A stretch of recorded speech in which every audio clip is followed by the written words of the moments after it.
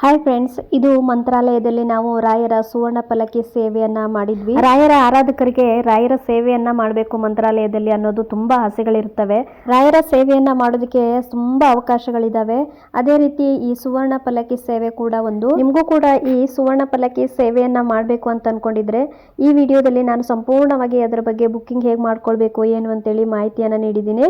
ನಾವು ಸುವರ್ಣ ಪಲ್ಲಕ್ಕಿ ಸೇವೆಯನ್ನ ಬುಕ್ಕಿಂಗ್ ಮಾಡಿರುವಂತದ್ದು 13ನೇ ತಾರೀಕಾಗಿತ್ತು. ಅದಕ್ಕೋಸ್ಕರ ನಾವೇನು ಮಾಡಿದ್ವಿ ಅಂದರೆ ಮಧ್ಯಾಹ್ನಕ್ಕೆ ಅಂದರೆ 12ರ ಮಧ್ಯಾಹ್ನ ನಾವು ಬ್ಯಾಂಗ್ಳೂರಿಂದ ಹೊರಟುಬಿಟ್ಟು ಸುಮಾರು 10 ಗಂಟೆಗೆ ರೀಚ್ ಆದ್ವಿ ಮಂತ್ರಾಲಯಕ್ಕೆ. ಇಲ್ಲೇ ರೂಮ್ಸ್ ಮಾಡಿ ದೇವಸ್ಥಾನದ ಹತ್ತಿರದಲ್ಲೇ ರೂಮನ್ನು ಕೂಡ ಮಾಡಿದ್ವಿ. ರೂಮ್ ಮಾಡಿ ಫ್ರೆಶ್ ಅಪ್ ಆಗಿ ಸುಮಾರು 7 ಗಂಟೆಗೆ ಅಂದರೆ 13ನೇ ತಾರೀಕು 7 ಗಂಟೆಗೆ ನಾವು ರಾಯರ ದರ್ಶನಕ್ಕೆ ಅಂತೇಳಿ ಹೊರಟ್ವಿ. ಹಾಗೆ ಇದು ನೋಡಿ, ಸೇವಾ ಕೌಂಟ್ರಲ್ಲಿ ಯಾವ್ಯಾವ ಸಂಕಲ್ಪ ಪೂಜೆ ಇರ್ಬೋದು ಅಥವಾ ಸಂಕಲ್ಪ ಸೇವೆ ಇರ್ಬೋದು, ಯಾವ್ಯಾವ ಸೇವೆ ಹಾಗೂ ಯಾವ್ಯಾವ ಸಂಕಲ್ಪ ಪೂಜೆ ಎಷ್ಟು ಗಂಟೆಗೆ ಆಗುತ್ತೆ, ಹಾಗೆ ಅಮೌಂಟ್ ಎಷ್ಟಾಗುತ್ತೆ ಅಂತೇಳಿ ನೀಟಾಗಿ ಬರೆದು ಹಾಕಿದ್ದಾರೆ, ಕನ್ನಡದಲ್ಲೇ ಬರೆದು ಹಾಕಿದ್ದಾರೆ. ಹಾಗೆ ಮೊದಲೇ ನಾವು ಬುಕ್ಕಿಂಗನ್ನು ಮಾಡ್ಕೊಂಡಿದ್ವಲ್ಲ, ಆ ಬುಕ್ಕಿಂಗ್ ಒಂದು ಪ್ರಿಂಟೌಟನ್ನು ಕೂಡ ತೊಗೊಂಬಂದಿದ್ವಿ. ತಗೊಬಂದು ಇಲ್ಲಿ ಎಷ್ಟು ಗಂಟೆಗೆ ಸ್ಟಾರ್ಟ್ ಆಗುತ್ತೆ ಏನು ಅಂತೇಳಿ ಸೇವಾ ಕೌಂಟ್ರಿಗೆ ತೋರಿಸಿದ್ವಿ. 7:15ಗೆ ಸಂಕಲ್ಪ ಸೇವಾ ಪೂಜೆ ನಡೆಯುತ್ತೆ. ಅದಾದಮೇಲೆ 9 ಗಂಟೆ ನಂತರ ಬಂಗಾರು ಪಲ್ಲಕ್ಕಿ ಸೇವೆ ನಡೆಯುತ್ತೆ. ಆವಾಗ ನಾವು ನಿಮಗೆ ಇನ್ಫಾರ್ಮ್ ಮಾಡ್ತೀವಿ ಅಂತ ಹೇಳಿ ಕೂಡ ಹೇಳಿದರು. ಇಲ್ಲೇ ಸಂಕಲ್ಪ ಸೇವಾ ಪೂಜೆ ನಡೆಯುವಂಥದ್ದು. ಹಾಗೆ ಒಂದು ವಿಷಯ ಅಂತಂದರೆ, ಸುವರ್ಣ ಪಲ್ಲಕ್ಕಿ ಸೇವೆಯನ್ನು ಯಾರು ಮಾಡ್ತಾರಲ್ಲ ಅವ್ರಿಗೆ ಮುಂದೆನೇ ಕೂರಿಸ್ಬಿಟ್ಟು ಸಂಕಲ್ಪ ಪೂಜೆಯನ್ನು ಮಾಡಿಸ್ತಾರೆ. ಈ ಬಂಗಾರು ಪಲ್ಲಕ್ಕಿ ಸೇವೆಗೆ ನಾವು ಮತ್ತು ಇನ್ನೂ ಒಬ್ಬರು ಬಂದಿದ್ದರು, ಅವರು ಕೂಡ ಬುಕ್ಕಿಂಗ್ ಮಾಡ್ಕೊಂಡು ಬಂದಿದ್ರು ಆನ್ಲೈನಲ್ಲಿ. ಗುರುವಾರ ಅಥವಾ ಭಾನುವಾರ ಆ ಥರ ಏನಾದರೂ ಬುಕ್ಕಿಂಗ್ ಮಾಡ್ಕೊಂಡಿದ್ರೆ ತುಂಬಾ ರಶ್ ಇರುತ್ತೆ.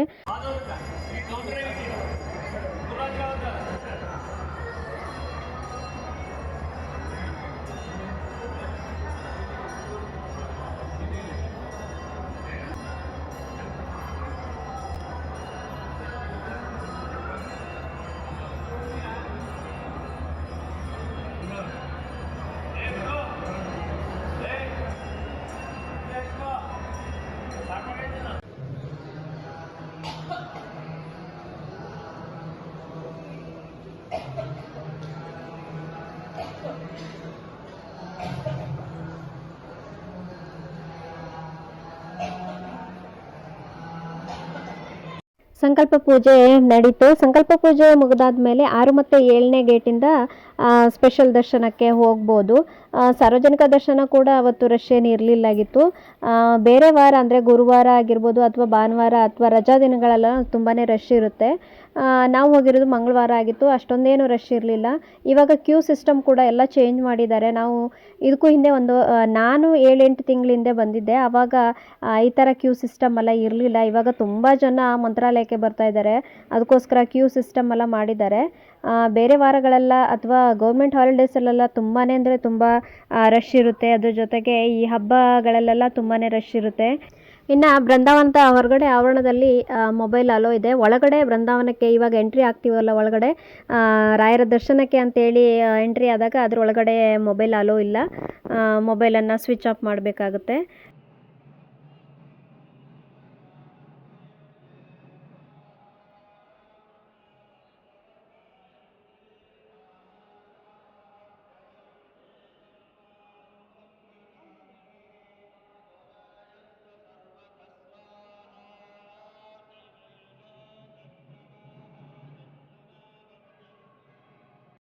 ಇನ್ನು 6ನೇ ಗೇಟಿಂದ ರಾಯರ ದರ್ಶನವನ್ನು ಮಾಡಿಕೊಂಡು ಮಂತ್ರಾಕ್ಷತೆ ಮತ್ತು ತೀರ್ಥ ಪ್ರಸಾದವನ್ನು ತಗೊಂಡ್ವಿ. ಅಷ್ಟರೊಳಗೆ 9 ಗಂಟೆಗೆ ಮಠದ ಕಡೆಯಿಂದನೇ ಕಾಲ್ ಮಾಡ್ತಾರೆ, 9:15ಗೆಲ್ಲ ಇಲ್ಲಿ ಇರಬೇಕು ಅಂದರೆ ಏನೇ ತೀರ್ಥ ಪ್ರಸಾದ ಎಲ್ಲ ತಗೊಳ್ಳೋದಾದರೆ ತಗೊಂಡು ಇಲ್ಲಿ ರೆಡಿ ಇರಬೇಕು ಅಂತೇಳಿ ಕಾಲ್ ಮಾಡಿರ್ತಾರೆ. ಒಂದು 15 ಮಿನಿಟ್ಸ್ ಮೊದಲೇ ಹೇಳಿರ್ತಾರೆ.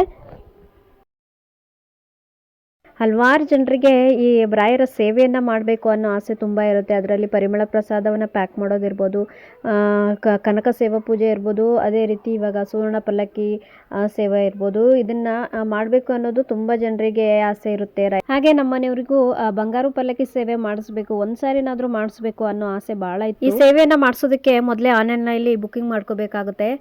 www.srs.org ಅಂತ ಇರುತ್ತೆ, ಆ ವೆಬ್ಸೈಟಲ್ಲಿ ನಾವು ಬುಕ್ಕಿಂಗನ್ನು ಮಾಡ್ಕೋಬೋದು. ಆನ್ಲೈನಲ್ಲಿ ಬುಕ್ಕಿಂಗ್ ಮಾಡ್ಕೋಬೇಕಾದ್ರೆ 2-3 ಡೇಸ್ ಬಿಫೋರೇ ಬುಕ್ಕಿಂಗ್ ಮಾಡ್ಕೋಬೇಕಾಗುತ್ತೆ. ಪ್ರತಿಯೊಂದು ಸೇವೆಯ ಒಂದು ಡೀಟೇಲ್ಸ್ ಕೂಡ ಇದರಲ್ಲಿರುತ್ತೆ. ಇದರಲ್ಲಿ ಬಂಗಾರು ಸೇವಾ ಪಲ್ಲಕ್ಕಿಯನ್ನು ಸೆಲೆಕ್ಟ್ ಮಾಡ್ಕೊಳ್ಳಿ. ಅದು ಸೆಲೆಕ್ಟ್ ಮಾಡಿದ ನಂತರ ನಿಮಗೆ ನೇಮ್ ಕೇಳುತ್ತೆ, ಹಾಗೆ ಫುಲ್ ಅಡ್ರೆಸ್ ಕೇಳುತ್ತೆ. ಅದ್ರ ಜೊತೆಗೆ ಯಾವ ಡೇಟ್ಗೆ ನೀವು ಮಾಡಿಸ್ಬೇಕು ಅಂತ ಇದ್ದೀರಾ ಅಂತ ಅದನ್ನು ಕೂಡ ಮೆನ್ಷನ್ ಮಾಡಬೇಕಾಗುತ್ತೆ. ಹಾಗೆ ಅಮೌಂಟ್ ಬಂದು 12,600 ರುಪೀಸ್ ಆಗುತ್ತೆ. ಇದನ್ನು ಆನ್ಲೈನಲ್ಲೇ ಪೇ ಮಾಡ್ಕೋಬೋದು, ಏನು ತೊಂದರೆ ಆಗಲ್ಲ.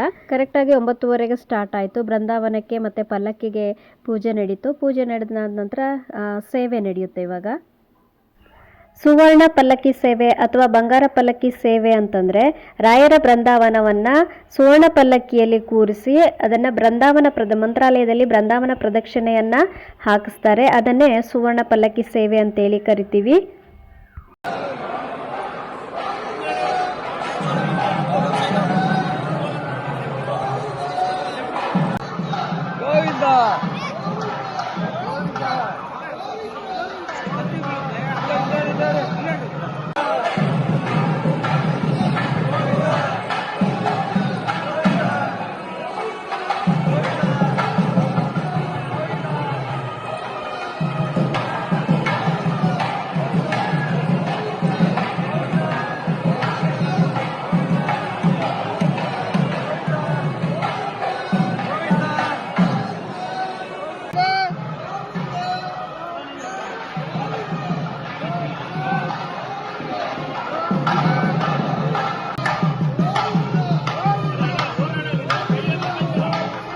ಈ ಸುವರ್ಣ ಪಲ್ಲಕ್ಕಿ ಸೇವೆಯನ್ನು ಮಾಡೋದ್ರಿಂದ ಒಂದು ಡಿವೈನ್ ಫೀಲ್ ಆಗುತ್ತೆ.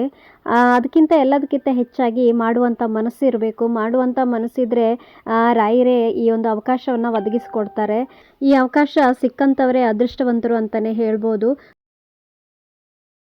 ಪಲ್ಲಕ್ಕಿ ಸೇವೆ ಆದ ನಂತರ ಹೂವಿನ ಪ್ರಸಾದ, ಮಂತ್ರಾಕ್ಷತೆ ಮತ್ತು ಕಲಸಕ್ಕರೆಯನ್ನು ನೀಡಿ ಆಶೀರ್ವಾದವನ್ನು ಮಾಡ್ತಾರೆ. ಇದಾದ ನಂತರ ಸೇವಾ ಟಿಕೆಟ್ ತಗೊಂಡೋದ್ರೆ ಕೌಂಟರ್ ನಂಬರ್ 10ರಲ್ಲಿ ಪರಿಮಳ ಪ್ರಸಾದ, ರಾಯರ ವಸ್ತ್ರ ಮತ್ತು ರಾಯರ ವಿಗ್ರಹವನ್ನು ನೀಡ್ತಾರೆ. ನಿಮಗೂ ಕೂಡ ಏನಾದರೂ ಈ ಥರ ರಾಯರ ಸೇವೆಯನ್ನು ಮಾಡಬೇಕು ಅನ್ನೋದಿದ್ರೆ ಖಂಡಿತವಾಗ್ಲೂ ನೀವು ಈ ರೀತಿಯಾಗಿ ಪ್ಲ್ಯಾನ್ ಮಾಡಿಕೊಂಡು ಮಾಡ್ಕೋಬೋದು. ಆದರೆ ಒಂದು 2-3 ದಿನ ಮುಂಚಿತವಾಗಿ ಆದರೂ ಬುಕ್ಕಿಂಗನ್ನು ಮಾಡ್ಕೋಬೇಕಾಗುತ್ತೆ. ಹಾಗೆ ಫ್ರೆಂಡ್ಸ್, ಈ ಒಂದು ವಿಡಿಯೋ ನಿಮಗೆ ತುಂಬ ಇಷ್ಟವಾಗಿದೆ ಅಂತ ಅಂದ್ಕೊಂಡಿದ್ದೀನಿ. ಯಾಕಂದರೆ ರಾಯರ ಒಂದು ಸೇವೆಯನ್ನು ಮಾಡುವಂಥ ಮನಸ್ಸಿರುತ್ತೆ.